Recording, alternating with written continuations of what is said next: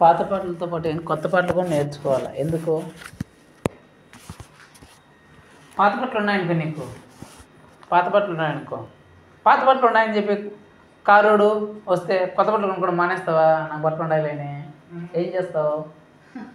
కొత్త బట్టలు కొనుక్కుంటాం కదా. కొత్త బట్టలు కొనుక్కున్నామని చెప్పేసి వినండి, కొత్త బట్టలు కొనుక్కున్నామని చెప్పేసి కొత్త బట్టలు ఉన్నాయని చెప్పేసి పాత బట్టలు వేసుకోవడం మానేస్తామా? కొత్త బట్టలు కొనుక్కున్నా పాత బట్టలు వేసుకుంటాం, పాత బట్టలు ఉన్నా కొత్త బట్టలు కొనుక్కుంటాం. అట్లాగే పాటలు కూడా అంతే. నీకు పాత పాటలు వచ్చినా కొత్త పాటలు నేర్చుకోవాలా, కొత్త పాటలు వచ్చినా పాటలు పాడాలా.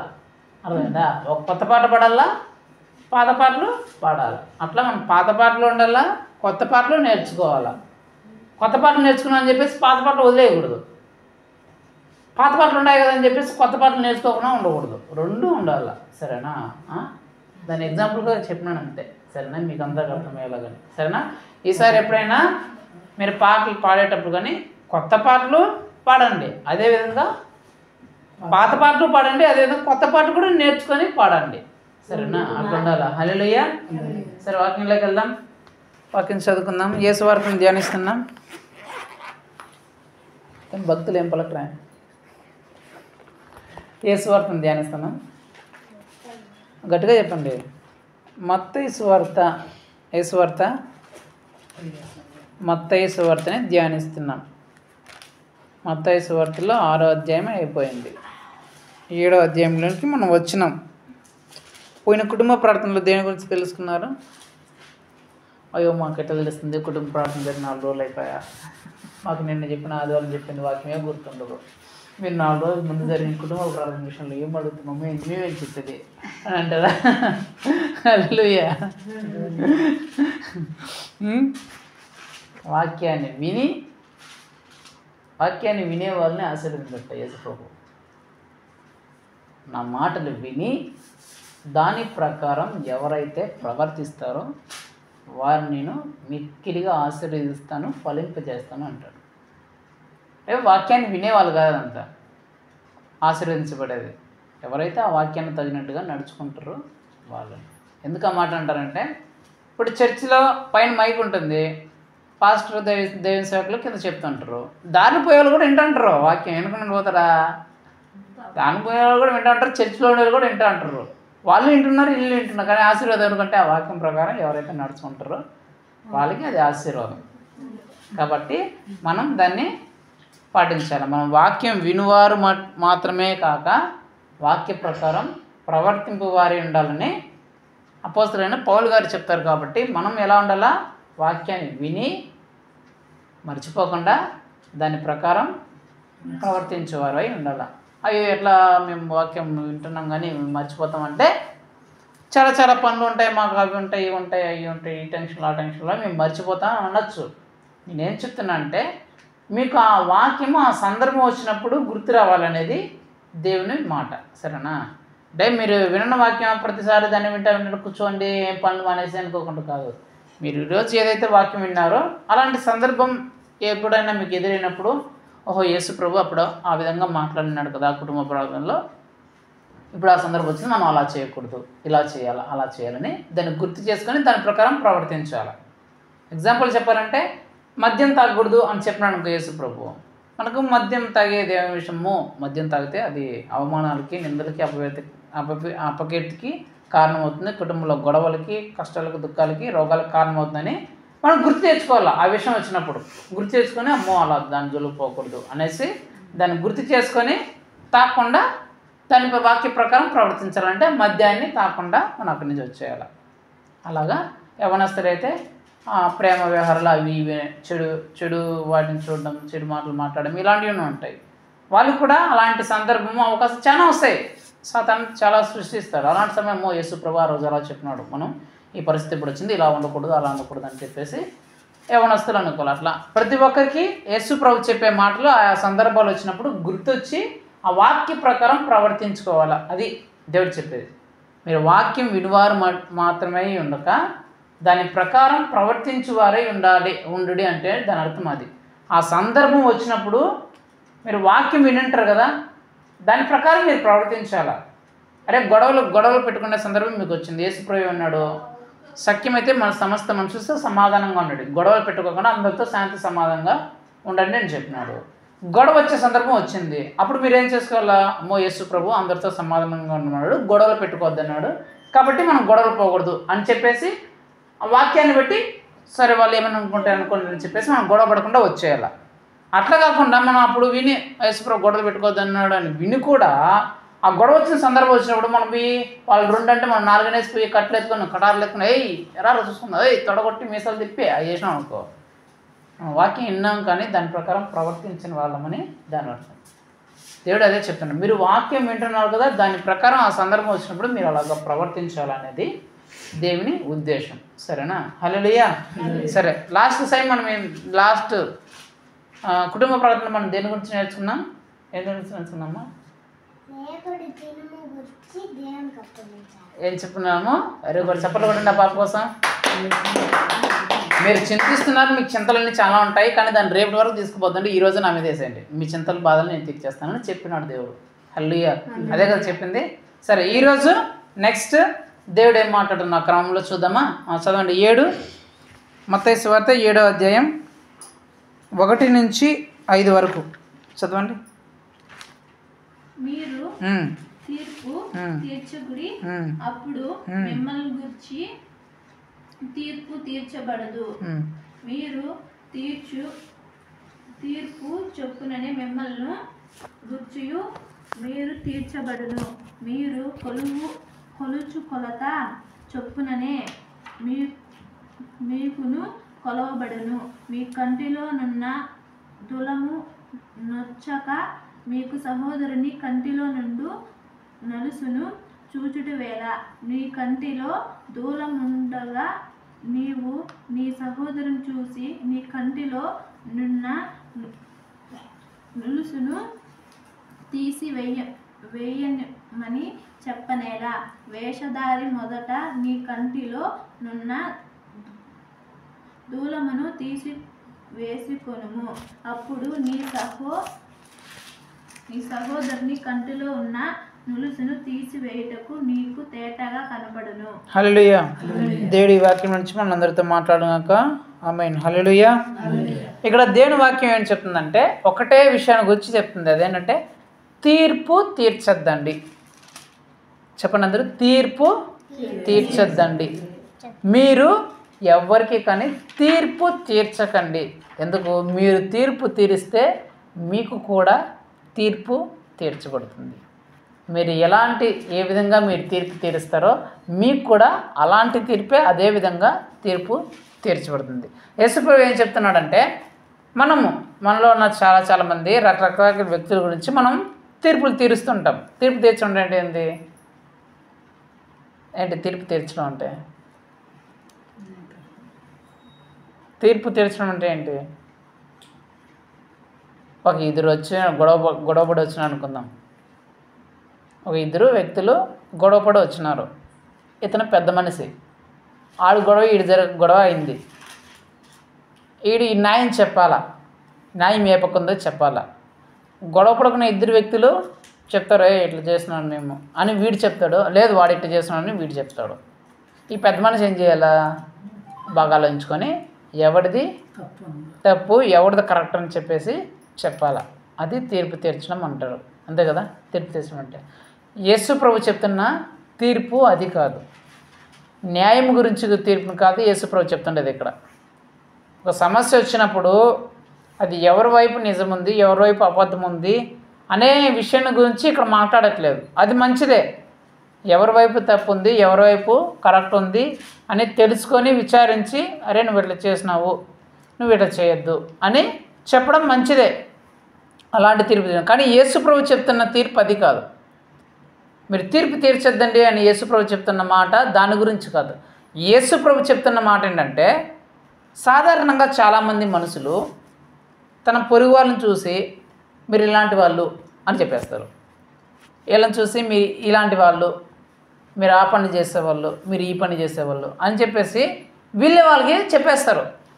అది వాళ్ళు అలాంటి పరిస్థితిలో ఉన్నారో లేదో, అలా వాళ్ళు చేశారో లేదో ముందు వెనుక తెలుసుకోకుండా మీరు ఇలాంటి వాళ్ళు మీరు అలా చేసేవాళ్ళు, మీరు అట్లా ఉండేవాళ్ళు, మీరు అట్లా మాట్లాడేవాళ్ళు, అట్లా ఆలోచించేవాళ్ళు, ఆ పనులు చేసేవాళ్ళే, అలా ఉండేవాళ్ళు, అలా బ్రతికేవాళ్ళు అని చెప్పేసి వెంటనే చెప్పేస్తారు. ఏమని?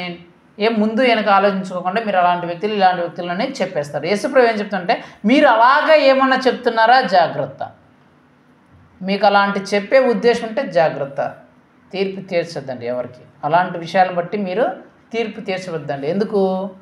మిమ్మల్ని గురించి కూడా తీర్పు తీర్చబడుతుంది. కింద అదే చెప్తున్నాడు, మీరు ఏ కొలతతో కొలుస్తారో అదే కొలతతోనే మీకు మరలా కొలవబడుతుంది. అక్కడేముంది? చూడండి, మీరు తీర్పు తీర్చి చొప్పునే మీకు మిమ్మల్ని గురించి తీర్పు తీర్చబడను, మీరు కొలుచు కొలత చొప్పుననే మీకును కొలవబడను. మీరు ఎలాగైతే ఇతరులను చూసి మీరు తీర్పు తీరుస్తారో, ఇతర విషయంలో మీరు ఎలాగైతే మీరు చెప్తారో అదే ప్రకారం మీ విషయంలో కూడా తీర్పు తీర్చబడుతుంది. మీరు అనుకోవచ్చు, ఇప్పుడు నాకు ఛాన్స్ వచ్చింది, ఈయన ఒకటి ఆడుకుందాం, ఈమె ఒకటి వేసుకుందాం, మనకున్నదంతా చెప్పేద్దాం అని నువ్వు చెప్పేసి ఆ సమయం సందర్భం వచ్చినప్పుడు. కానీ జాగ్రత్త, ఆ తర్వాత రోజుల్లో నువ్వు పట్టబడతావు. పట్టబడినప్పుడు నీవు ఎలాగైతే ఆ వ్యక్తిని నువ్వు తీర్పు తీర్చావో సేమ్ అదే విధంగా నీకును తీర్పు తీర్చబడుతుందని దేవుడు చెప్తున్నాడు. యేసుప్రభు ఏం చెప్తున్నాడంటే, మీరు ఇతరులకు ఏదైనా విషయంలో తీర్పు తీరుస్తున్నారా, ఆ విషయంలో మిమ్మల్ని గురించి మీరు జాగ్రత్త పడండి. మీరు ఇతరులు ఏ విషయంలో అయితే తీర్పు తీరుస్తున్నారో ఆ విషయంలో మీరు కరెక్ట్గా ఉన్నారో లేదో గమనించుకోండి, చూసుకోండి. అందుకే చెప్తున్నాడు యేసుప్రభు ఏమని, నీ కంటిలోనున్న దూలము నెంచక నీ సహోదరుని కంటిలోనున్న నలుసుని ఎందుకు చూస్తున్నావు అంటే దాని అర్థం ఏంటంటే, ఇతని కంటిలో దూలం అంటే ఏంటి? అదే పైది పెద్దది ఉంది కదా, అంత పెద్దది ఇతని కంటిలో ఉందంట. ఎదుటి వ్యక్తి కంటిలో చిన్న నలుసు ఉందంట, చిన్న నలుసు పడిందంట. ఈడేం చేస్తున్నాడు? ఇంత పెద్ద దూలాన్ని చూడకుండా నీ కంటిలో నలుస్తుంది, చూసుకో అంటున్నాడు. ఈడి కంటిలో ఏముంది? దూలం ఉంది. ఎదుటి కంటిలో ఏముంది? చిన్న నలిసే. వీడి కంటిలో ఉండే దూలాన్ని పక్కన పెట్టకుండా నీ కళ్ళలో నలుస్తుంది తీసుకో అంటున్నాడు. దాని అర్థం ఏంటంటే, ఇతనిలో ఏమో పెద్ద తప్పు ఉంది, ఇతనిలో ఉంది చాలా పెద్దది, వాడి దాంట్లో చిన్నది. ఎదుటి తన తీర్పు తీర్చే వ్యక్తిలో చిన్నది ఉంది అంతే. వాడు ఇతని జీవితాన్ని సరి చేసుకుంటే అదంతా చూడు, చూడు నువ్వు అట్లా చేస్తున్నావు, చూడు ఇట్లా చేస్తున్నావు అని చెప్పేసి వాడిని చూపిస్తున్నాడంట. అందుకే దేవుడు ఏం చెప్తున్నాడే, వేషధారి ముందు నీ కంటిలో ఉండే దూలాన్ని తీసుకో, అప్పుడు ఎదుటివాడి కంటిలో ఉండే నలుసు సక్రంగా నీకు కనిపిస్తుంది. నువ్వు కంటిలో ఎంత పెద్ద దూలాన్ని పెట్టుకొని నీ కళ్ళు కనిపించకుండా చేసుకొని నువ్వు ఎదుటి వ్యక్తుల కంటిలో ఉన్న నలుసుని ఎలా చూస్తావు? ముందు నీ కంటిలో ఉన్న నలుసుని తీసేస్తే నీకు ఎదుటి వ్యక్తి కంటిలో ఉన్న నీ కంటిలో ఉన్న దూలాన్ని తీసేసి ఎదుటి వ్యక్తి కంటిలో ఉన్న నలుసు నీకు తేటగా కనిపిస్తుంది. అంటే దాని అర్థం ఏంటంటే, నీలో ఉన్న అతి పెద్ద తప్పులను నువ్వు సరి చేసుకుంటే ఎదుటి వ్యక్తిలో ఉన్న చిన్న చిన్న తప్పుల్ని నువ్వు సరి చేస్తావు. ఏం సరి చేయకపోతే ఏమి? అట్లే చెప్తేమి ఏమవుతుంది? నీలో ఈ తప్పు ఉందని చెప్తే వాడేం చేస్తాడు? ముందు నువ్వు చూసుకోరా అంటాడా? నాకు పెద్ద చెప్పు వచ్చినావులే, ముందు నువ్వు చూసుకో, నాకు పెద్ద చెప్పు వచ్చినాడు, ముందు నువ్వు చూసుకో, నీ బతికి ఎట్లా ఉందో అంటాడా? యేసుప్రభు అందుకే చెప్పాను, మీరు తీర్పు తీర్చొద్దండి ఎవరికి. తీర్పు తీర్చేటప్పుడు జాగ్రత్త పడండి. ఎందుకు? మిమ్మల్ని మీరు తీర్చే తీర్పు చొప్పునే మీకును తీర్పు తీర్చబడుతుంది. మీరు ఏ కొలతతో కొలుస్తారో అదే కొలత మీకు కొలవబడుతుంది. ఏ విషయంలో మీరు ఇతరులను గూర్చి తీర్పు తీరుస్తారో ఆ విషయంలో అదే రకంగా మీకును తీర్పు తీర్చబడుతుంది. ఇప్పుడు ఈ లోకంలో చాలా రకరకాలుగా మనము రకరకాల వ్యక్తులకి తీర్పులు తీస్తుంటాం. కొందరు గొడవలు పోతున్నారని, కొందరు బూతులు మాట్లాడుతున్నారు, కొందరు మద్యం తాగుతున్నారని, కొందరు అవి చేస్తున్నారు, కొందరు చెడు పనులు చేస్తున్నారని, చిన్నపిల్లల నుంచి ముసలోళ్ళ వరకు రకరకాల సందర్భంలో రకరకాల వ్యక్తులుగా మనం తీర్పు తీరుస్తూ ఉంటాం కదా. మద్యం తాగే వాళ్ళని చూసి అరే వాడు చూడరా ఎట్ట తాగి పడిపోతున్నాడు అని అంటాం. నాకు ఒక ఆయన చెప్పినాడు, ఏమనంటే వాళ్ళు పార్టీ చేసుకున్నారంట, చిన్న పార్టీ, మీకు అర్థమయ్యా చెప్తున్నా. పార్టీ చేసుకొని ఆ 2 రోజుల తర్వాత మా ఇంటి దగ్గరికి వచ్చి మాట్లాడుతున్నారు వాళ్ళు. మా ఇంటి ముందర వచ్చి వాళ్ళు మాట్లాడుకుంటున్నారు, వీధిలో నిలబడుకొని. నేను ఇంటి ముందర కూర్చొని ఉన్నా ఏదో ఆలోచించుకుంటా. వాళ్ళు వచ్చి ఏం చెప్పుకుంటున్నారంటే, రే ఆ రోజు మనం పార్టీ చేసుకున్నాం కదా, వాడు చూడరా ఎట్ట తాగి పడిపోయినాడు, చూడరా ఆ రోజు వాంతిగా అదంతా కక్కుకొని ఇట్లా పడిపోయినాడు. బే వాడిలాగా ఉండకూడదురా అంటే పక్కన అంటే నువ్వు కూడా తాగినావు కదరా అంటున్నాడు. అప్పుడు ఈడేం చేస్తారా, నేను వాళ్ళగా తగలా ఇంకొంచెమే తాగినా. నువ్వు కొంచెం తాగినా ఎక్కువ తాగినావు కదా, నువ్వు కొంచెం తాగినా ఎక్కువ తాగినావు కదా. వాడు ఎక్కువ తాగి పడిపోయినావు, నువ్వు తాగి పడిపోవాలా, నీ కెపాసిటీ ఎక్కువేమో, నువ్వు అట్లా ఉన్నావేమో, కానీ తాగినావు కదా, తప్పైతే చేసినావు కదా. వాడేం చేసినాడు, వాడు ఎక్కువ తాగేసినాడు రా అని వాడికి తీర్పు తీర్చినాడు. ఎక్కడేమైంది, నువ్వు కూడా తాగినావు కదరా అని పక్క నుంచి వచ్చింది. అప్పుడు ఏం చెప్పాలి వాడు సమాధానం, వీడు తాగకుండా వీడు బాగుండి అరే వాడు తాగినాడు చూడ ఎట్ట పడిపోయినారంటే అలా ఉండకూడదురా ఏం రాడు చేస్తున్నా అంటే సరిపోయింది. అది వీడు తాగినాడు, వాడు తాగినాడు గురించి చెప్పినాడు. ఏమైంది, వీడికి తీర్పు తీర్చబడింది, వాడికి తీర్పు తీర్చబడింది. వాడేమో ఆ టైంలో ఎక్కువ తాగినాడు. ఇప్పుడు ఎవరైతే ఆ వ్యక్తిని గురించి చెప్పినాడో వాళ్ళకి జాతర చేసుకున్నారు. వాళ్ళ ఇంట్లో జాతర జరిగింది. మామూలు అన్ని జాతర అంటే ఇంకా చెప్పే పని ఏముంది, ఇంకా మామూలుగా ఉండదు వాళ్ళ విషయం. వద్దన్నా కూడా అడిగి మరీ తెప్పించుకొని ఇంట్లో వాళ్ళు చెప్పి మరీ ఇస్తారు. ముందైతే అసలు డబ్బులు మందు మందు అంట డబ్బులు అంట అనేవాళ్ళు. జాతరలు వస్తే మాత్రం తాగనీలే, ఈరో పండగ తాగనీలే అనే ఇచ్చేవాళ్ళు ఉన్నారు. అలా జాతర అని చెప్పేసి డబ్బులు ఇచ్చేసి ఫుల్గా తాగేసి కూడా పడిపోయినాడు. వాడికంటే ఎక్కువ పడిపోయి వాడు ఒకరోజు పడిపోయి 2 రోజులు అట్లా పడుకున్నాడు. చెప్పినాడు ముందు వాడికి తీర్పు తీర్చినాడు, అరే తాగి పడిపోయినాడు చూడరా అని తీర్పు తీర్చినాడు. ఈరోజు ఆ జాతర జరిగిన రోజు వాడికంటే మరీ ఎక్కువగా తాగేసి పడిపోయినాడు. ఇప్పుడు ఎవరికి ఏం చెప్పాలి, ఇప్పుడు వాడు వచ్చి చెప్పడా ఇంటికి ఆ రోజు నా బతుకు చెప్తుకురా నీ బతుకు ఎట్లుంది అని అంటాడా మనం కుటుంబ ప్రార్థనలు కూడా జరిగినప్పుడు నాకు చాలా చాలా సందర్భాలు ఉంటాయి, మీరు కూడా వినుంటారు. మనం ఏదైనా చెప్పినప్పుడు వెంటనే ఇంకొకరు నువ్వు అట్లా చేసినావు కదా అంటారు లేదా, నువ్వు ఆ పని చేసినప్పుడు నువ్వు ఒక్కగా మాట్లాడలేదే అంటారా లేదా, నువ్వు సినిమాలకు గొడవలు పోతున్నట్టు నువ్వు ఒక్కగా మాట్లాడలే, నీ చిత్తి నీ దగ్గర ఉంది అంటారా లేదా. నువ్వేమో నువ్వేమో గొడవల గురించి తీర్పు తీరుస్తావు, ఇక్కడేమో ఒక్క గురించి వచ్చే తీర్పు. అదే యేసుప్రభు చెప్తున్నాడు, నీలో ఉండే తప్పులను నువ్వు సరిచేసుకోకుండా ఎదుటి వ్యక్తులు ఎందుకు తప్పులను కనిపెడుతున్నావు, ఎదుటి వ్యక్తులు ఎందుకు తీర్పు తీరుస్తున్నావు. ముందు నీలో ఉన్న వాటిని అన్నిటినీ సరి చేసుకో. నీలో ఏ తప్పులు ఉన్నాయో ఎదుటి వ్యక్తి నీలో చూస్తే ఏ విషయంలో నీ గురించి ఒక తీర్పు తీర్చే అవకాశం వస్తుందో ఆ విషయాలన్నింటినీ నువ్వు సరిచేసుకో. మొదట నీ గురించి నిన్ను చూసి వీళ్ళు ఇలా చేసేవాళ్ళు అని వ్యతిరేకంగా నీకు ఏదైనా ఎవరైనా చెప్తే పరిస్థితి అలాంటి గుణం నీలో ఉంటే ముందు దాన్ని నువ్వు సరిచేసుకో.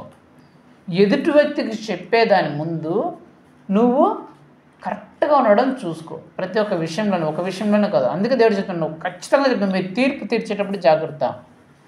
మీరు తీర్పు తీర్చేటప్పుడు మిమ్మల్ని గురించి తీర్పు తీర్చబడుతుందని చెప్పి చాలా జాగ్రత్త పడండి. ఎదుటి వ్యక్తుల గురించి మీరు ఏమైతే తీర్పు తీరుస్తున్నారో ఆ వ్యక్తిలో ఆ తీర్పు తీర్చేటప్పుడు మీలో ఏ తప్పు లేకుండా చూసుకోండి. ఎదుటి వ్యక్తిని మీరు తాగుబోతులు అంటున్నారా, లేకపోతే వ్యభిచారులు అంటున్నారా, లేకపోతే అక్రమ సంబంధాలు కలిగి ఉన్నారా అంటున్నారా, లేకపోతే సినిమాలకు శిఖారులు కలిగి వెళ్ళే వాళ్ళు అంటున్నారా, లేకపోతే రకరకాల కారణాల చేత అట్లని ఇట్లని వాళ్ళు అలా మాట్లాడారు ఇలా మాట్లాడారు అట్లా చేసేవాళ్ళు ఇట్లా చేసేవాళ్ళని చెప్తున్నారా. అలా చెప్పేటప్పుడు జాగ్రత్త. నీ విషయంలో నీ జీవితంలో అలాంటివి లేకుండా చూసుకో, వేరేవి కూడా లేకుండా చూసుకో అనేది దేవుడు చెప్తున్న మాట. ఒక ఆమె చర్చికి వచ్చిందంట. ఆ రోజు బల్లారాధన. ఏంటి బల్లారాధన జరుగుతుందంట. చర్చికి వచ్చిందంట. బల్లారాధన జరిగే సమయంలో ఇంకా బల్ల తీసుకోమంది ఏం చెప్తారు, మీరు చేసిన తప్పులు ఏమైనా చేస్తుంటే మీరు దేవుడి దగ్గర ఒప్పుకొని విడిచిపెట్టండి, ఆ తర్వాత తీసుకుంటే అది మీకు మంచిదని చెప్తారు కదా. అలాంటి సందర్భంలో ఇక్కడ వచ్చిన 2 విశ్వాసులు ఉన్నారంట. 2 విశ్వాసులు అంటే ఒక ఆయన బల్ల తీసుకుని పోయి ముందు పక్కన ఆయనతో చెప్తుందంట, ఏమని, అమ్మా నువ్వు సినిమాలు పోతావు కదా, సినిమాలు చూస్తావు కదా, సినిమాలు చూసి నువ్వు ఒప్పుకోకుండా ఇట్లా బల్లారాధన చేస్తే బల్లలో పాల్గొంటే చాలా పాపము, అది నీకు నష్టము, అది నీకు మంచిది కాదు, అట్లా బలలో పాల్పడకూడదమ్మా. ఇట్లా సినిమాలు, ఇట్లా తప్పుడు పనులు, చెడు పనులు ఇలా చేసేవాళ్ళు బలలో పాల్పొందుకోకూడదు. మీరు మొదట దేవుని దగ్గర మీ పాపం ఒప్పుకొని దేవుడి దగ్గర క్షమాపణ పొందిన తర్వాత మీరు బలలో పాలు పొందుకోవాలా. నువ్వు సినిమాలు పోయిందాను కదా, నువ్వెందుకు ఇట్లా బలలో పాలు పొందుకుంటున్నావు అంటే ఆ వెంటనే మాట్లాడుతున్నావు.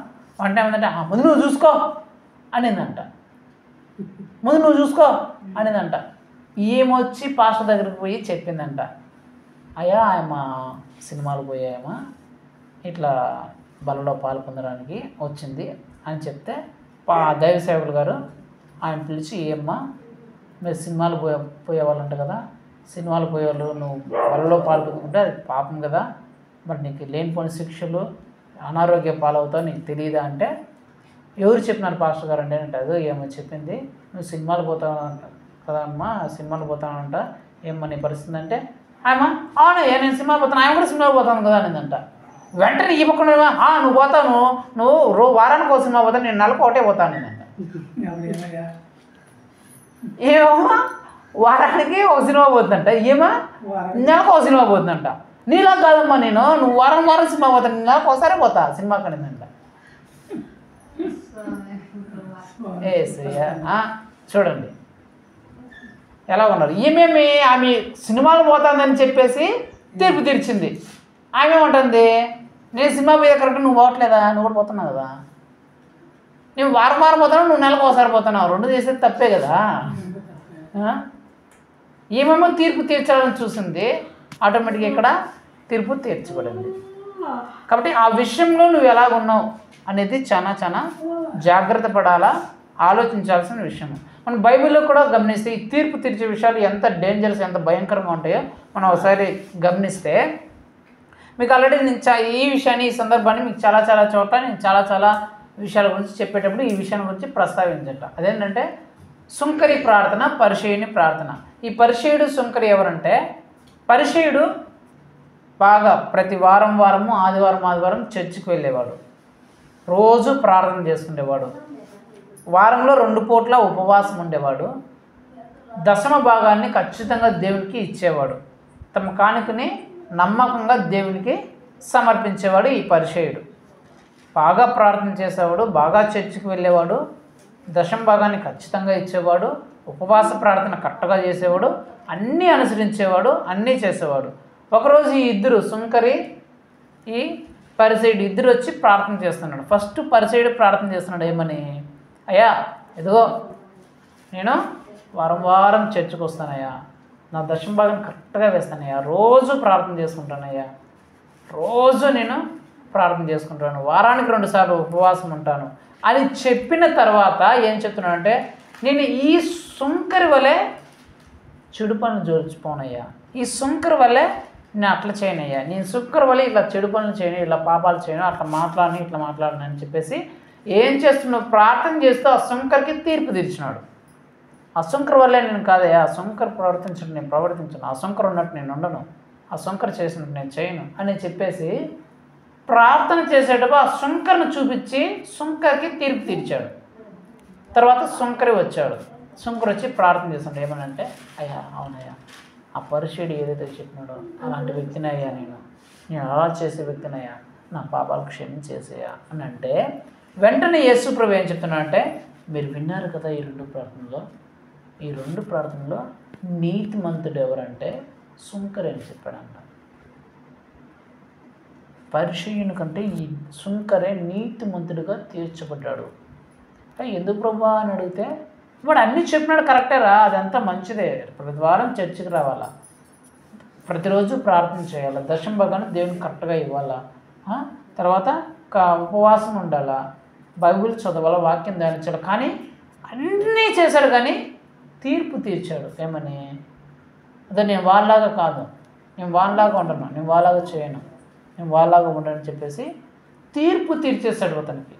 ఎప్పుడైతే ఈ తీర్పు తీర్చాడో ముందు చెప్పిన ఇవన్నీ మురికి గుడ్డలాగా మారిపోయినాయి, ఎందుకు పనికిరానివిగా అయిపోయినాయి. వాటి ప్రార్థనా జీవితం కానీ, చర్చకు వచ్చే జీవితం కానీ, కానుకలు వేసే జీవితం కానీ, ఉపవాస జీవితం కానీ దేనికి అంత వ్యర్థమైపోతుందంటే ఒక్కటే కారణం, తీర్పు తీర్చాడు. ఒక్కటే కారణం, తీర్పు తీర్చాడు. అంతవరకు అతను నీతిమంతుడే. ఆ పరిచయుడు నీతిమంతుడు, అంతవరకు దేవుడి దగ్గర మంచి పేరు ఉంది, అంతవరకు అంతా ఉంది. కానీ ఎప్పుడు పోయేదంటే ఎప్పుడైతే ఎదుటి వ్యక్తికి వీడు అలాంటోడు ఇలాంటోడు అట్లా చేసినాడు ఇట్లా చేసినాడు అట్లా మాట్లాడాడు ఇట్లా మాట్లాడాడు ఆ విధంగా అంటాడు ఈ విధంగా అంటాడు, ఎప్పుడైతే తీర్పు తీర్చాడో వెంటనే ఇతని ఆ నీతి అంతా పోయి వెంటనే అతని మీదకి శాపము నష్టము శిక్ష వచ్చింది. అది ఒకటి.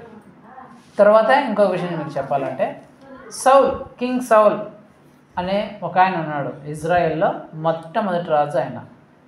ఆ రాజ్యం మీదకి సౌలు రాజ్యం మీదకి గొల్యాత్ అనే ఒక పెద్ద అన్యుడు యుద్ధానికి వస్తాడు.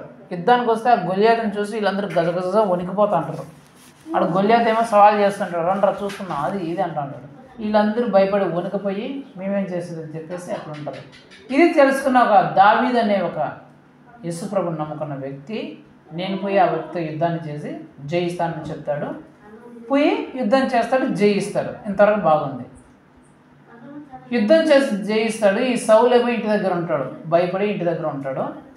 ఆ గొల్యాతుని చంపేసిన తర్వాత ఈ సౌలుకి తెలుస్తుంది ఏమని, ఆహా యుద్ధం చేసి గొల్యాతుని చంపేసినాడు దావీదు, మనకు విజయం దక్కిందని చెప్పేసి చెప్తే వర్తమానం వస్తుంది రాజుకి. వర్తమానం మనకు విజయం వచ్చిందా, ఏంట్రా మీరు డ్రమ్స్ వాయించండిరా, మీరు పాటలు పాడండిరా, మీరు డ్యాన్సులు వేయండిరా, మీరు డీజేలు పెట్టండిరా, అవి చేయండిరా ఇవి చేయండి అంత కోలాహలం, మనకు విజయం వచ్చేస్తుందిరా, అదిరా ఇదిరా ఇక చూడ ఎంజాయ్ చేయండిరా అని ఆనంద సంతోషంతో వాళ్ళ రాజ్యంలో వాడేమో ఇంటి దగ్గర ఉంటాడు. దావీదేమో ఆ యుద్ధరంగం నుంచి ఇంకా బయలుదేరతాడు. మరి తల ఎత్తుకొని గొల్యాత్ తల నరికేసి ఆ తల ఎత్తుకొని ఇజ్రాయెల్ అక్కడ సౌల్ దగ్గరికి వస్తూ ఉంటాడు. వీడు ఇక్కడ డీజేలు అవి పెట్టి ఇంకా ఎంజాయ్ ఎగురుతా పాటలు పాడతా అందరూ సంతోషంతో కేకలేస్తా ఇది చేస్తూ ఉంటారు. ఈడేమో సౌలు విజయం మనకు దక్కింది నాకు విజయం వచ్చింది అది ఇది చెప్పేసి ఇది కూడా సంతోషిస్తూ ఆనందిస్తూ ఉంటాడు.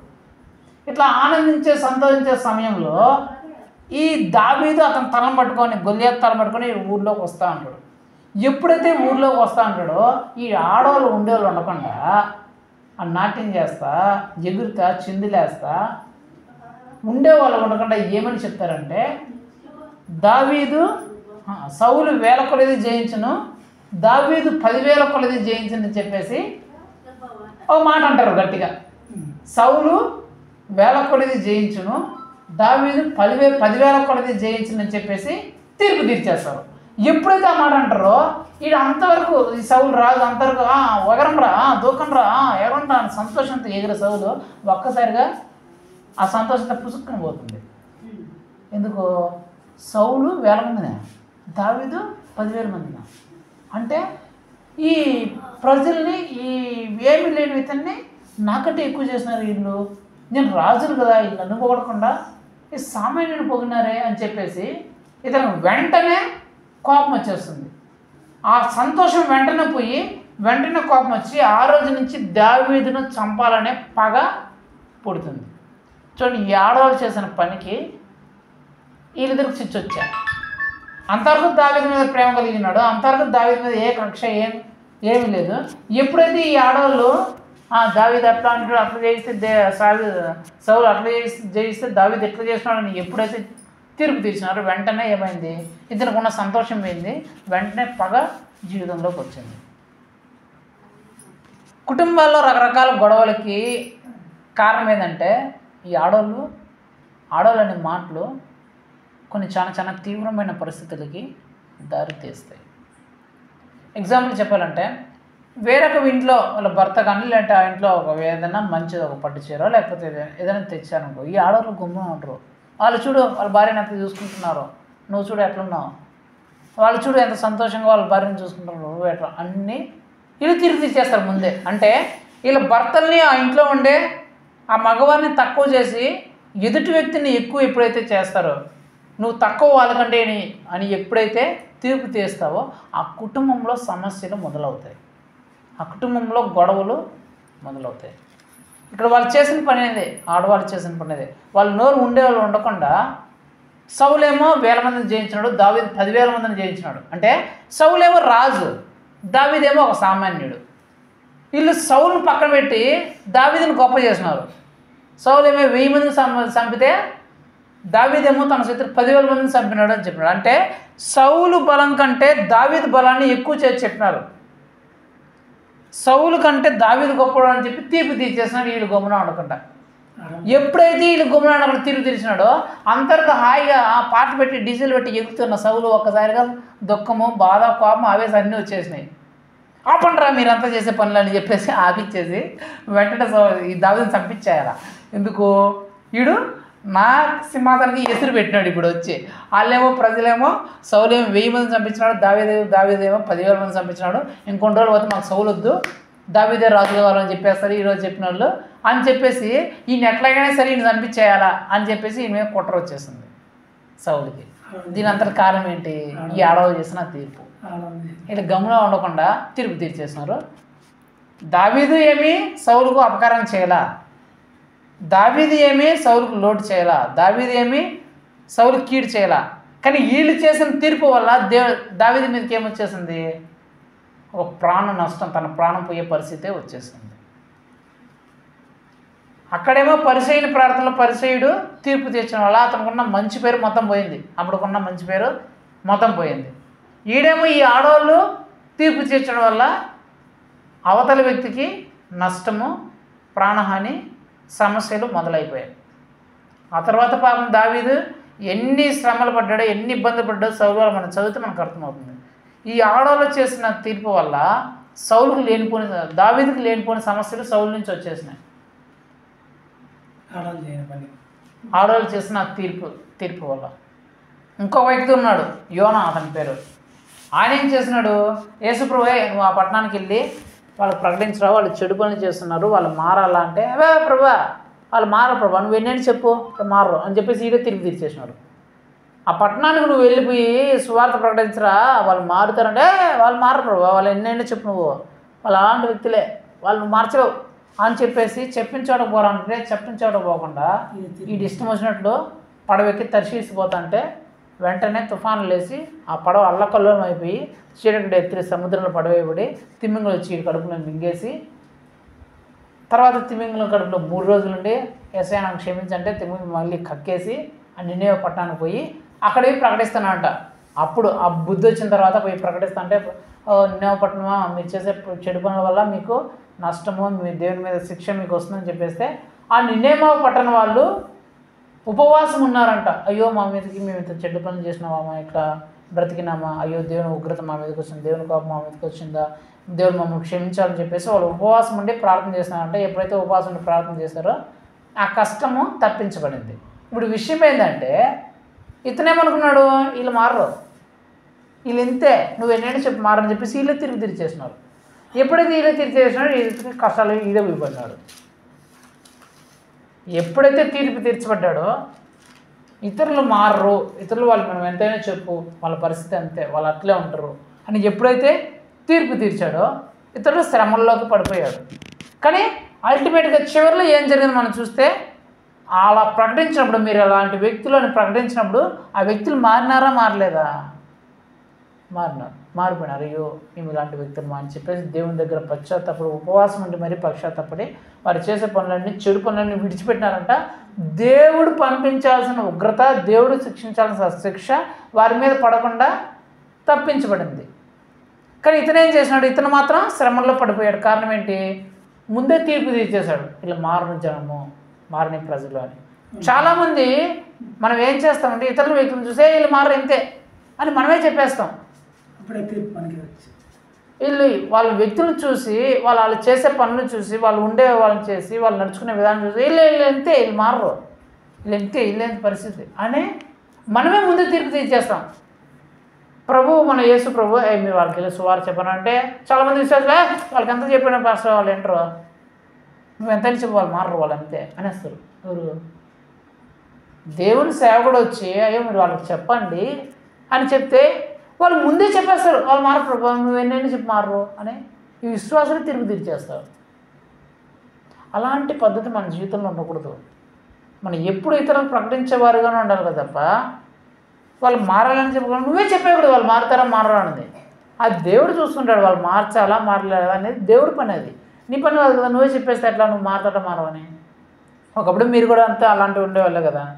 ఒకప్పుడు మీరు కూడా చెప్తే వీళ్ళు మారరు అనే పరిస్థితిలో ఉండేవాళ్ళే కదా. ఇప్పుడు మారిపోయినారు లేదా? అలాంటి పరిస్థితి నుంచి భయపడినారు లేదా? దేవుడు ఏం చెప్తాడంటే, ఒక వ్యక్తిని మీరు చూసి వాడు ఆ పరిస్థితిలో ఉండేది చూసి, లేదంటే అలా పనులు చేసేది చూసేసి వాడు ఇంకా మాడు అలాంటి పరిస్థితుల్లో ఉంటాడు, ఆమె అలాంటి పరిస్థితులు ఉంటుంది, అలాంటి పనులు చేస్తుందని చెప్పి మీరే డిసైడ్ చేసేయకూడదు. మీరు అలా చెప్పకూడదు. ఒక వ్యక్తిని చూసి చేసే పనులను చూసి ఇలాంటి వ్యక్తులే, వీళ్ళు మారరు, వీళ్ళు మూర్ఖులు అని చెప్పే విషయం నీ జీవితంలో ఉండకూడదు. దేవుడు మళ్ళీ మారుస్తాడు. నీ పని ఏంటి? నువ్వు ప్రకటించడం అంతే. నీ పని ఏంటి? ప్రకటించడం వరకే. పరిసయ్యుడేమో ఆ సుంకరికి తీర్పు తీర్చి తన మంచితనాన్ని పోగొట్టుకున్నాడు. అప్పటి వరకు తన ఉన్న నీతిని, తన మంచి గుణాన్ని కోల్పోయినాడు. ఈ స్త్రీలేమో దావీదుకి సౌలుకు తీర్పు తీర్చి అంతవరకు బాగా మంచి స్నేహపూర్వక వారధా ఉన్న అక్కడ గొడవల్ని, సమస్యల్ని, ఇబ్బందుల్ని సృష్టించేస్తున్నారు. ఈ యోనా ఏమో ఆ నినేవే పట్టణానికి తీర్పు తీర్చేసి, వాళ్ళు మారని తీర్పు తీర్చేసి ఇతడి కష్టాల్లో, శ్రమల్లో పడిపోయినాడు. తనంతకు తనే ఆ శ్రమల్లో, వేదనలో, శోధనలో చిక్కుకుండేసినాడు. సో ఈ 3 విషయాలు మన జీవితంలో ఉన్నాయి. ఇంకా చాలా ఉన్నాయి, కానీ టైం అయిపోయింది కాబట్టి ఈ 3 విషయాల గురించి నేను చెప్తాను. ఒకటి, ఇతరులను చూసి మనం వాళ్ళు అలా ఉన్నారు, ఇలా ఉన్నాయి అని తీర్పు తీరిస్తే మన మంచు గుణాన్ని, మన నీతిని మనం దేవుని దగ్గర పోగొట్టుకుంటాం. మన గుణాలని, మనము మంచి గుణాన్ని మనం కోల్పోతాం. ఇతరులకు మనం తీర్పు తీరిస్తే లేనిపోని సమస్యలు వాళ్ళ మధ్య మనం సృష్టించిన వాళ్ళం అవుతాం. లేనిపోని గొడవల్ని, ఇబ్బందుల్ని వాళ్ళ జీవితంలో మనం కలిగి చేసిన వాళ్ళం అవుతాం. ఇతరులకి మనం తీర్పు తీరిస్తే మనము శ్రమల్లో, మనం ఇబ్బందుల్లో, మనం శ్రమల్లో, కష్టాల్లో పడిపోయిన వాళ్ళం అవుతాం.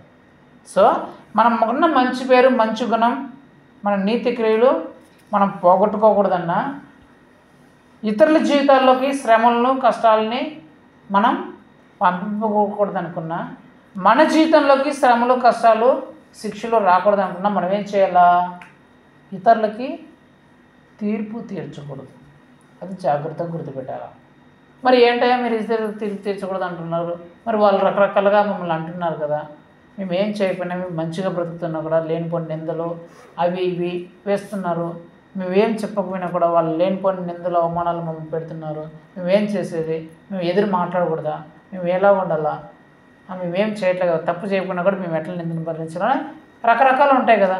మనం ఏం చేయకపోయినా కూడా ఇతరులు మనల్ని నిందిస్తుంటారు, బాధ పెడుతుంటారు, దుఃఖ పెడుతుంటారు, బాధ పెడుతుంటారు. అలాంటి సమయంలో ఏం చేయాలి మనం? యేసుప్రభు ఏమంటాడంటే, ఆయనే స్వయంగా చెప్పిన మాట ఏంటంటే, యేసుప్రభు గురించి బైబిల్లో చెప్పబడిన ఏంటంటే, యేసు ప్రభువు నిందింపబడి, అవమానింపబడి, ఎదురు మాట్లాడక న్యాయముగా తీర్పు తీర్చు దేవునికి తనని తాను అప్పగించుకును అని వాక్యం ఉంటుంది. ఏంటంట, వాళ్ళు నిందించారంట, కొట్టారంట, తిట్టారంట, దూషించారంట, హింసించారంట. అయితే యేసు ప్రభు వారు నిందించారని, కొట్టారని, దూషించారని, బాధ పెట్టారని తిరిగి దూషించకుండా, తిరిగి కొట్టకుండా, తిరిగి నిందించకుండా, బాధ పెట్టకుండా ఏం చేశారంట? దేవునికి అప్పగించారు. అయ్యా చూడయ్యా, నేను ఏమనుకున్నా కూడా ఇలా నేను ఎలా నిందిస్తున్నాను, ఎలా బాధ పెడుతున్నారు అని చెప్పేసి తనను తాను దేవుని దగ్గర అప్పగించుకున్నాడంట. తనకు వచ్చిన నిందని, కష్టాన్ని, ఇబ్బందిని, బాధని ఎవరికి చెప్పినాడంట? దేవునికి. మనమేం చేయాలంటే, ఎవరైనా మనకు అలా ఇబ్బంది పెట్టినప్పుడు, మనకు అలా చేసినప్పుడు మనం ఏం చేయాలా? మనం వాళ్ళ మీద గొడవ వెళ్ళిపోయి మనం తొడవ కొట్టేసి మీసాలు తిప్పుకున్నారు, రంట చూసుకున్నాను, భుజాలు బాడీలు చూపించేసి గొడవ పడకూడదు, ఏం చేయాలా చూడయ్యా అని చెప్పేసి మనము దేవునికి అప్పగించుకుంటా. ప్రభా నువ్వే తీర్పు తీర్చు. ఇది అట్లా అంటున్నారు కదా, ఇదిగో తీర్పు తీర్చే గుణాన్ని నీ దగ్గర పెట్టేస్తున్నాను, వాళ్ళు ఇట్లా అంటున్నారు, ఇట్లా అంటున్నారు, ఆ విషయాన్ని నీ దగ్గర పెడుతున్నానయ్యా, నువ్వే తీర్పు తీర్చే న్యాయాధిపతి అని మనం మొట్టమొదటిగా దేవునికి అప్పగించాలి. ఎవరైనా మనకి ఏదైనా అంటే, ఏదైనా నిందిస్తే, అవమానిస్తే మనం ఏం చేయాలంటే మన తీర్పుని ఎవరికి అప్పగించాలా? దేవునికి అప్పగించాలా. నెంబర్ 1. నెంబర్ 2 ఏంటంటే, వాక్యంలో ఏముంటుందంటే, మీకు ఎవరికి మిమ్మల్ని తీర్పు తీర్చే అవకాశాన్ని ఇవ్వద్దండి అని యేసుప్రభు చెప్తాడు దేవుని వాక్యంలో. మీకు తీర్పు తీర్చే అవకాశాన్ని ఎవరికి ఇవ్వద్దండి అంటే, ఎవరైనా మిమ్మల్ని తీర్పు తీరుస్తారేమో అలాంటి అవకాశాన్ని మీరు ఇవ్వద్దండి అంటే దాని అర్థం ఏంటంటే, మీరు ఏదైనా తప్పు చేస్తే, చెడు పని చేస్తే వాళ్ళు అట్లా వాళ్ళు ఇట్లా అనేటప్పుడు మీరు వెళ్ళి వాళ్ళు గొడవ పట్టుకునేసి వాళ్ళు కొట్టేసి తిట్టేది, ఓ నా గురించి చెప్తారా, నీ గురించి చెప్తారని చెప్పేసి కొట్టేసి చంపేయి, అది చేసి ఇది చేసి గొడవ పెట్టుకో, వాళ్ళు నోరు మూంచేయి నీ గురించి చెప్పకుండా అనేది కాదు. చాలామంది ఏం చేస్తారంటే మన తప్పుని ఏదైనా ఎదురు చెప్పేటప్పుడు వాడు అటు చెప్పేస్తున్నాడని చెప్పేసి వాళ్ళ మీద గొడవ పోతారు, కొట్టడానికి పోతారు, తిట్టడానికి పోతారు, నా గురించి అట్లా చెప్పినా అంటారు, ఇట్లా చెప్పినా అంటారా, నేను ఇట్లా అని చెప్పేసి అందరు చెప్పినా అని చెప్పేసి గొడవ పెట్టేసి వాళ్ళు భయపెట్టేసి బెదిరి పెట్టేసి వాళ్ళు కొట్టేసి అది చేసి ఇది చేసి ఇంకోసారి వాళ్ళ గురించి మాట్లాడకుండా చేస్తారు చాలామంది. యేసుప్రభు చెప్తుంటే అట్లా కాదు. మీకు తీర్పు తీర్చే అవకాశాన్ని వాళ్ళకి ఇవ్వద్దనంటే మీరు గొడవలు పెట్టుకోండి, మీ గురించి చెప్పినప్పుడు వాళ్ళతో వాళ్ళని భయపెట్టండి, వాళ్ళ మీద గొడవలు పోండి, ఈ విషయం కాదు యేసుప్రభు చెప్తాండి. అది మీకు తీర్పు తీర్చే అవకాశం ఎవరికి ఇవ్వద్దంటే దాని అర్థం ఏంటంటే అలా మీరు ప్రవర్తించొద్దండి, అలా మీరు నడుచుకోవద్దండి అని దాని అర్థం. వాడు అలాగ చేసినాడు, దేవునిలో ఉండి అలాగ ప్రవర్తించినాడు అనే అవకాశమే మీరు ఎదుటి వ్యక్తికి ఇవ్వకుండానట్లు మీ ప్రవర్తన ఉండాలనే దాని ఉద్దేశం. సరేనా? మీకు తీర్పు తీర్చే అవకాశం ఎవరికి ఇవ్వద్దని అంటే దాని అర్థం అదే. ఎవడు నిన్ను ఏలు పెట్టి చెప్పకూడదు. యేసుప్రభుని నమ్ముకున్న తర్వాత నువ్వు అలాంటి వ్యక్తి ఇలాంటి వ్యక్తి అని చెప్పేసి ఎవరు మిమ్మల్ని ఏలు పెట్టకుండా ఎత్తి చూపించకుండా ఉండేలాగా మీ ప్రవర్తన మీ జీవితం ఉండాలనేది దేవుని ఉద్దేశం. అలాగా మీరు బ్రతకడానికి ప్రయత్నించండి. ఎవడను మీకు తీర్పు తీర్చే అవకాశం ఎవరికి ఇవ్వద్దండి. ప్రతిరోజు మనం అనుకోవాలి, అమ్మో ఈ విషయంలో ఎవరైనా నన్ను తీర్పు తీరుస్తారు. మనం చేసే ప్రతి పని విషయంలో కానీ, ప్రతి మాట విషయంలో కానీ, ప్రతి ఆలోచన విషయంలో కానీ, మనం చూసే విషయంలో కానీ, మనం చేసే విషయంలో కానీ, ఏ విషయంలో కానీ ఎదుటి వ్యక్తి మనకు తీర్పు తీరుస్తాడేమనే భయము కలిగి మనం ఆ పని కానీ, ఆ మాట కానీ, ఆ ఆలోచన కానీ మన జీవితంలో ఉండాలి. ఇలా చేస్తున్నాం, ఇలా చేస్తే దేవుడు వ్యతిరేకమైన పని ఏమైనా చేస్తే మనకు తీర్పు తీరుస్తారేమో అనే భయం కలిగి మనం ఆ ప్రవర్తనలో మనం ఉండాలి, ఆ భక్తిలో మనం జీవించాలి. అప్పుడే మనం ఆశీర్వదించబడతాం, అప్పుడే మనం దీవించబడతాం. అందుకే దేవుడు చెప్తున్నాడు ఏంటి, మీరు తీర్పు తీర్చొద్దండి, మీకు తీర్పు తీర్చే అవకాశం ఎవరికి ఇవ్వద్దండి. ఎవరైనా మీకు తీర్పు తీరిస్తే మీరు బదులు మాట్లాడక ఎదిరించుక మీ తీర్పును దేవునికి అప్పగించండి. ఈ 3 విషయాలు మన జీవితంలో ఉండాలి. ఒకటి, మనం తీర్పు తీర్చకూడదు. చెప్పండి, మనం తీర్పు తీర్చకూడదు. 2, మనకు తీర్పు తీర్చే అవకాశాన్ని ఎవరికి ఇవ్వకూడదు. చెప్పండి, మనకు తీర్పు తీర్చే అవకాశాన్ని ఎవరికి ఇవ్వకూడదు. 3, మనకి ఎవరైనా తీర్పు తీరిస్తే మనకు తీర్పు తీర్చిన దానికి మనం మరలా రివర్స్గా తీర్పు తీర్చకుండా ఆ తీర్పును దేవునికి అప్పగించాలి. చెప్పండి, దేవునికి అప్పగించాలి. ఈ 3 విషయాలు మన జీవితంలో. మొట్టమొదటిది, మనం తీర్పు తీర్చకూడదు. సరేనా? ఎలాంటి వ్యక్తి, ఎదుటి వ్యక్తి ఎలాంటి వ్యక్తి అయినా సరే వాళ్ళు ఉండేదాన్ని బట్టి మనం అలాంటి వ్యక్తిని తీర్పు తీర్చేయకూడదు. రెండోదిగా, మనకు తీర్పు తీర్చే అవకాశాన్ని ఎవ్వరికి ఇవ్వకూడదు. అంటే మన ప్రవర్తనని, మనం నడుచుకునే విధాన్ని, ఆలోచించే విధాన్ని, చేసే పనులు కానీ జాగ్రత్తగా చూసుకోవాలి. తర్వాత మన తీర్పుని దేవునికి అప్పగించుకోవాలి. ఎవరైనా మనకు తీర్పు తీర్చినప్పుడు ప్రభువా చూడయా అని చెప్పేసి మనం దేవుడికి అప్పగించుకోవాలి తప్ప వాళ్ళతో ఈ గొడవలు పడి కొట్లాటలు పెట్టుకునే పరిస్థితిని మనం తెచ్చుకోకూడదు. కాబట్టి ఈ 3 విషయాలు మన జీవితంలో ఖచ్చితంగా ఉండాలి. తీర్పు తీర్చకూడదు, తీర్పు తీర్చే అవకాశాన్ని ఎవరికి ఇవ్వకూడదు, ఎవరైనా తీర్పు తీస్తే ఆ తీర్పుని దేవునికి అప్పగించుకుంటేయాలి. ఈ 3 మన జీవితంలో ఉండాలి. ఒకవేళ ఈ 3 ఏది మిస్ అయినా, ఒకవేళ మనం తీర్పు తీరిస్తే ఏమవుతుంది, మనం తీర్పు తీర్చినా అయితే మన మంచి గుణాన్ని, మనకున్న ఆ మంచి పేరును కోల్పోయే పరిస్థితులు వస్తాయి. మనం తీర్పు తీరిస్తే వేరే వాళ్ళకి సమస్యలని, కష్టాలని, ప్రాబ్లమ్స్ని తెచ్చిన వాళ్ళని అవుతాం, లేదా మనమే కష్టాల్లో, ప్రాబ్లమ్స్లో, శ్రమల్లో పడిపోయిన వాళ్ళు అవుతాం. ఇవన్నీ మనం తప్పించుకొని పడి మనకు మంచి పేరు రావాలన్నా, మనకు ఏ సమస్యలు, ప్రాబ్లంలు ఇతర వాళ్ళు కనుక్కోకూడదనుకున్నా, మన విషయంలో మన వ్యక్తిగతం మనమే శ్రమల్లో పడిపోకూడదు అనుకున్నా మనం ఆ తీర్పు తీర్చే గుణం మనలో ఉండకూడదు. చాలా విషయంలో చాలామంది వ్యక్తులు తమ జీవితంలో శ్రమలకి, ఇతర జీవితాల్లో శ్రమలకి కారణం ఏంటి, ఈ తీర్పు తీర్చే గుణం. వాళ్ళు అట్లా చేశారంటేనే నీ జీవితంలో కష్టాలు చేసుకుంటాడు. వాడు నీకంటే బలవంతుడు, నీకంటే అధికారము, నీకంటే డబ్బులు అన్నాడు. వాడేం చేస్తాడు, నన్ను ఇలా అన్నాడే అని చెప్పేసి నిన్ను ఇబ్బంది పెడతారా పెట్టడా? వాడుకున్న బలాన్ని బట్టి, వాళ్ళకున్న డబ్బులు బట్టి, అధికారాన్ని బట్టి పెడతారు కదా. నువ్వు అలా అనడం తీర్పు తీర్చడం వల్ల నువ్వు సమస్యల్లో పడతావు, నీ కుటుంబం సమస్యలో పడుతుంది. లేదా నువ్వు వేరే వాళ్ళ గురించి వాళ్ళు అలాంటి వాళ్ళంట, అని చెప్పినప్పుడు ఆ వ్యక్తులు సమస్యలు పడతారు, ఆ వ్యక్తులు ఇబ్బందులు పడతారు, నీకున్న మంచి పేరు పోతుంది.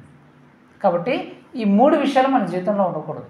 తీర్పు తీర్చే గుణం ఉండకూడదు, కష్టాలు తెప్పించే గుణం ఉండదు, మనం కష్టాలు పడే పరిస్థితి తెచ్చుకోకూడదు. కాబట్టి తీర్పు తీర్చకూడదు, మనం తీర్పు తీర్చే అవకాశాన్ని ఎవరికి ఇవ్వకూడదు, ఎవరైనా తీర్పు తీస్తే దాన్ని దేవునికి అప్పగించేయాలి.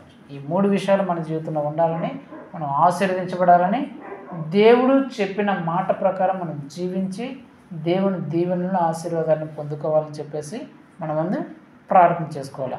ప్రార్థన చేసుకునే పోయే ముందు చివరిగా ఒక మాట చెప్పి మీకు ఈ వాక్యాన్ని మనం ముగిస్తాం. తీర్పు తీర్చొద్దండి, తీర్పు తీర్చొద్దండి, తీర్పు తీర్చొద్దండి అని చెప్పినాడు కదా. ఇది యేసు ప్రభు ఎవరి గురించి చెప్పాడంటే అన్యజనుల గురించి చెప్పబడిన మాట. అన్యజనుల విషయంలో మీరు ఇలాగ ప్రవర్తించాలి, అలాగా తీర్పు తీర్చకూడదు, ఎవరికి తీర్పు తీర్చే అవకాశం ఇవ్వకూడదు, ఎవరైనా మనం తీర్పు తీరిస్తే దేవునికి అప్పగించాలి.